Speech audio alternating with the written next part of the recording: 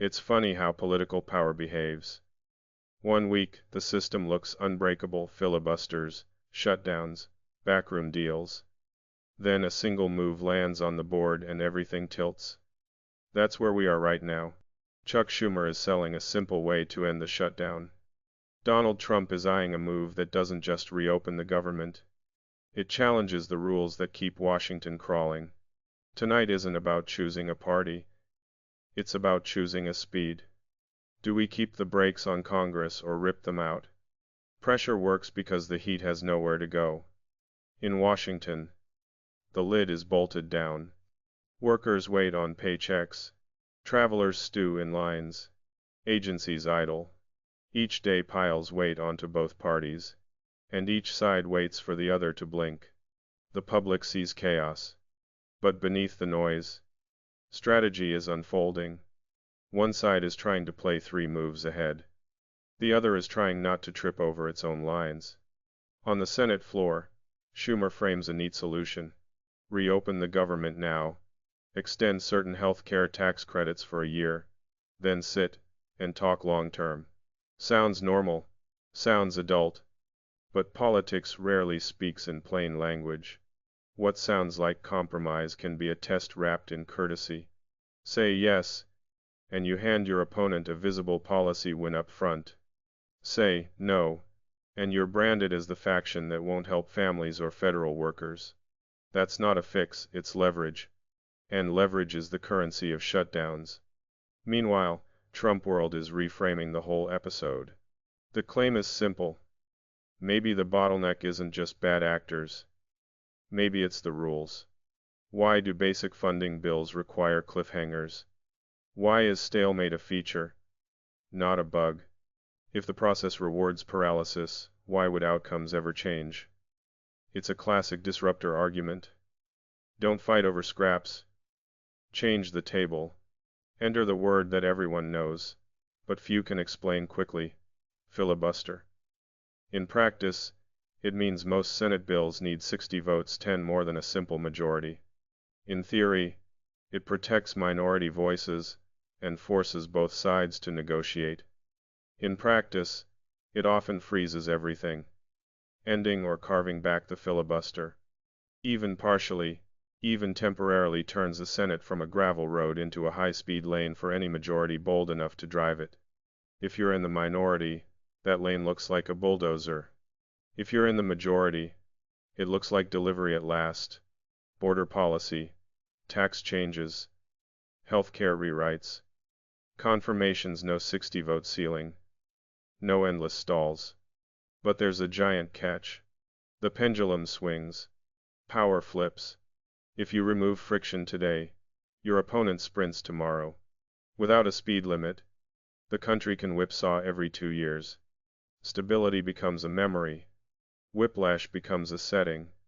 Zoom out to the screen where most voters live. Headlines, clips, and punchlines. Cities become symbols, incidents become proofs. One side points to disorder and calls it policy failure. The other points to enforcement and calls it overreach.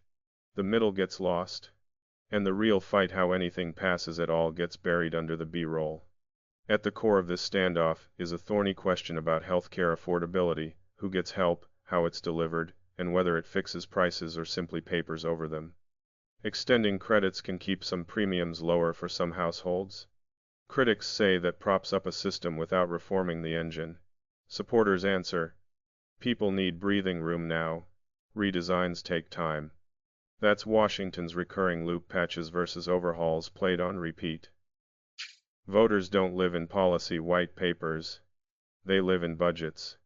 When rhetoric says affordable and statements say do, frustration sharpens into focus. People start asking tougher questions. Am I funding stability or cushioning inefficiency?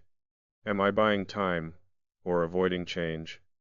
And once you see the mechanism, credits, mandates, subsidies, you can't unsee where the dollars go and whether outcomes match promises.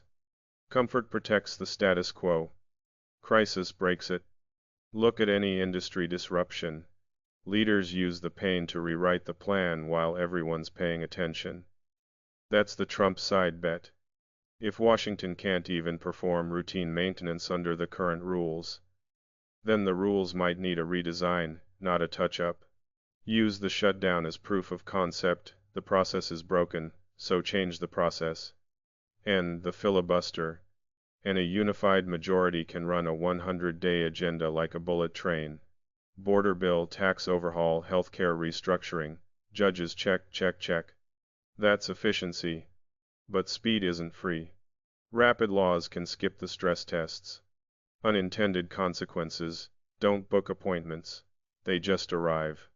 Keep the filibuster, and you force more hearings, amendments, deals, the plodding crawl that prevents the very worst ideas from becoming the very fastest mistakes.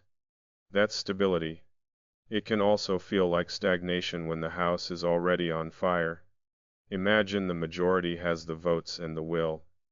Day 1. A major border security package. Week 1. A tax rewrite. Month 1.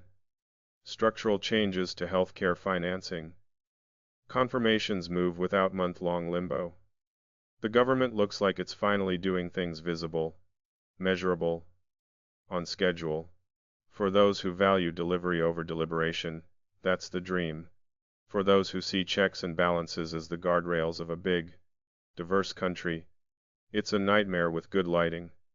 Because the same mechanism that makes your side effective today makes the other side unstoppable tomorrow. Rules outlast personalities.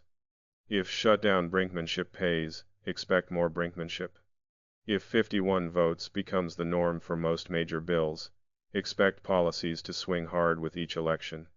Agencies will pivot, courts will strain, businesses will hedge, and regular people trying to plan a life will live with a policy climate that can flip every 2 years. That's the hidden cost of removing friction. You trade fewer stalemates for more whiplash. In engineering, you remove friction carefully. Friction slows motion. It also keeps gears from shredding themselves under load. The Senate's friction, debates, thresholds, delays can be infuriating. It's also a buffer that forces factions to talk, trade, and temper. Take away all the resistance and you accelerate right up until the moment the system overheats. This isn't really Schumer versus Trump. It's a civic question dressed in partisan clothing. What operating system do we want? One vision says move fast, accept the risks, and trust elected leaders to course correct. The other says, move carefully, accept the drag, and trust procedural guardrails to prevent overreach none of us can easily unwind. Neither vision is crazy. Both can work. Both can fail spectacularly, depending on who holds the wheel and how tight the corners get. This isn't an academic fight.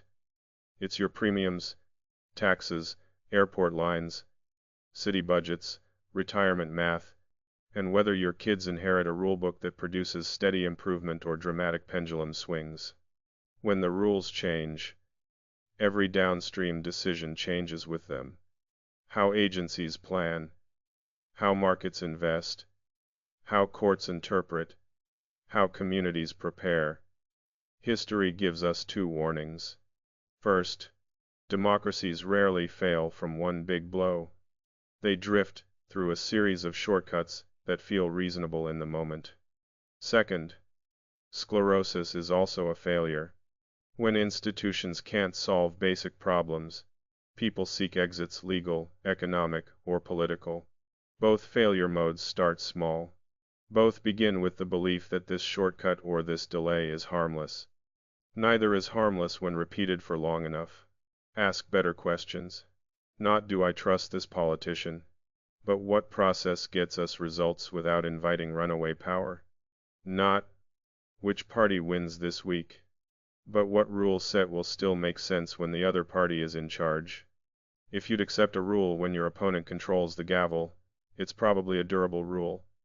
If you wouldn't, it's probably a tactic useful in the short term, dangerous in the long run. There is a middle path. You can target the filibuster narrowly. Keep higher thresholds for the biggest structural changes that reshape the country for decades. Use lower thresholds for time-sensitive, budget-tied, clearly scoped legislation. Pair speed with transparency.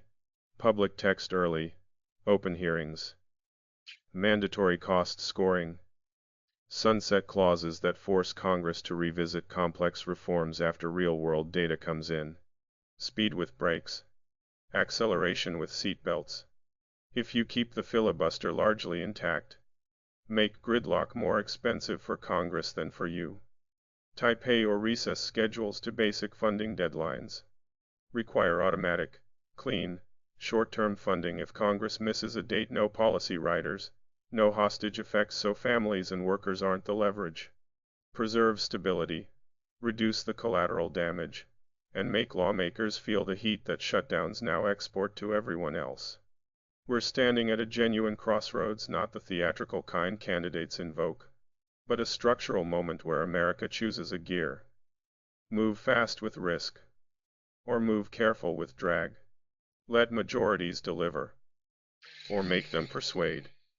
Either way, the bill comes due. Fewer stalemates, or more swings. Less delay or more reversals. There isn't a painless option.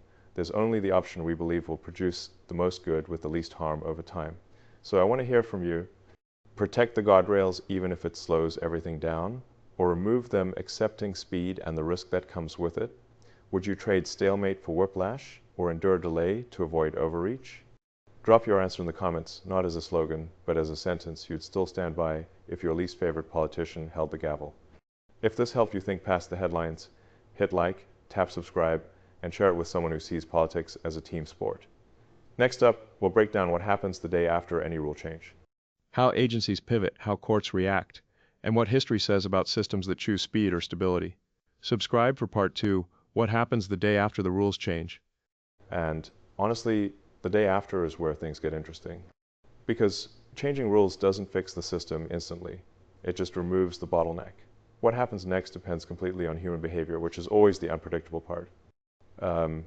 If you think about technology, the hardest problems aren't hardware or software. The hardest problems are people. People resist change. People fear new systems. People worry the new thing will break the old thing they depend on. Government is the same. You can update the rules overnight, but the mindset takes years to update. And that lag between new rules and old thinking creates turbulence. For example, let's say the filibuster ends. Cool. Now you can pass things with 51 votes. That's sufficient. But then here's what happens. Every interest group in America suddenly wakes up. Every industry starts gaming out scenarios.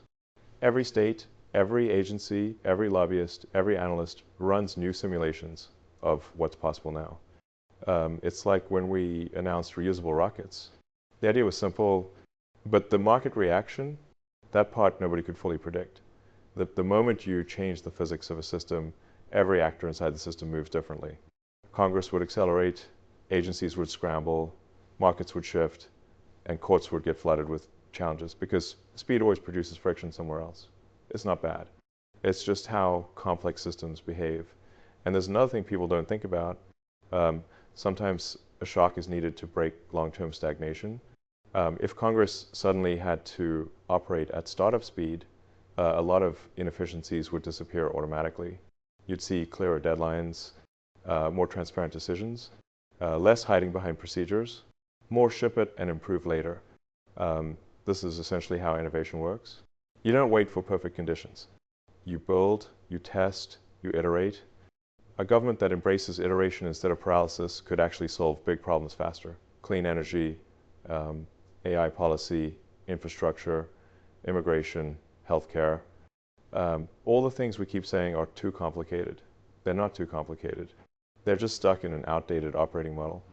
Change the model, and suddenly the impossible becomes manageable.